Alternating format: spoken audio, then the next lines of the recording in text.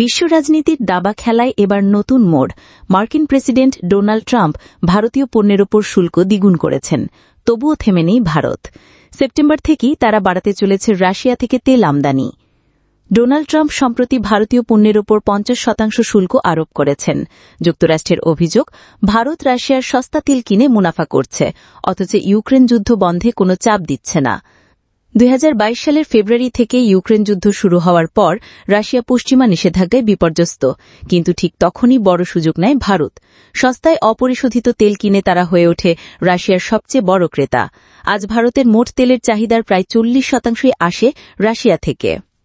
তেল খাতের সূত্র জানিয়েছে, ভারতের রিফাইনারিগুলো সেপ্টেম্বরের রাশিয়া থেকে তেল আমদানি 10 থেকে 20% বাড়ানোর প্রস্তুতি নিচ্ছে, অর্থাৎ প্রতিদিন 1.5 থেকে 3 লাখ ব্যারেল তেল আসবে শুধুই রাশিয়া থেকে। ভারত বলছে তারা আলোচনার মাধ্যমে শুল্ক সমস্যার সমাধান করতে চায়, কিন্তু পশ্চিমাদের বিরুদ্ধে ভারত পাল্টা অভিযোগ তুলছে। ইউরোপ ও আমেরিকাও রাশিয়া থেকে শত শত কোটি ডলারের পণ্য কিনছে, অথচ দোষ দিচ্ছে শুধু ভারতকে। ভারত কি ট্রাম্পের শুল্ক চাপের কাছে নদী স্বীকার করবে, নাকি রাশিয়ার সস্তা তেলেই বাজি ধরবে?